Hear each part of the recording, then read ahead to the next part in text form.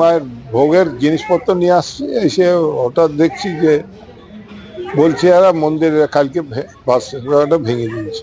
তাহলে বাসটা ভাঙলে কি করে? তালা দেওয়া আছে, বলে তালাটা ভেঙেছে। তো এটা কমসে কম 10 বছরের থেকে আজ দিয়ে আছে।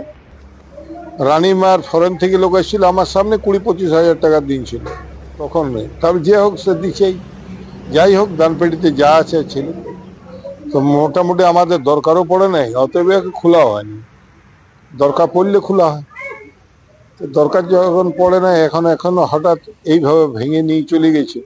কিছু চাপতলিয়াতেও ইলিগাল লোক, বাইরের লোক এসে এখানে বসবাস করছে। এটা প্রশাসনকে খুব নজর দিবার দরকার। আমি অনুরোধ করি প্রশাসনকে যে চাপতলিয়াতে হয় এই যে ড্যামেজ কোয়ার্টার গুলাকে ডিমোশনাইজ করে দেখ, আর আদারওয়াইজ বাইরের লোককে হাঁটা। এখানে ভেঙেছে এখানে মন্দিরের ইয়েগুলো সব নিয়ে গেছে। মেন গেট ভেঙেছে। মেন গেট ভেঙে বাদে যে বাসকাট লক করা আছে সে ওটা বাসকাটে ভেঙেছে এবং খুচরো পয়সাগুলো রেখে দিয়ে গিয়েছে।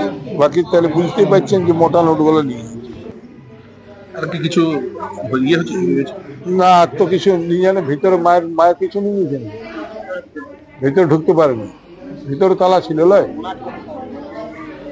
এইরকম মন্দিরের ঘটনা কি বলবেন? কি বলবো, প্রশাসন একটু অ্যাক্টিভিটি হোক। আর এইগুলা যদি বলে চোর আমি চুরি করব, তাহলে তার কিছু বলার নেই। নজর মাঝে মাঝে প্রশাসনকে দেওয়া উচিত। একবার এলে একবার ঘুরে গেল, কেন ন্যাশনাল হাইওয়ের ব্যাপার। এটা হাইওয়ের পাশেই। কত টাকা ছিল দাম? আন্দাজে আমার বলবো লাখের উপরে হবে, কারণ 10 বছর থেকে দিছে। ধরো লক্ষাধিক পেয়ে গেছে।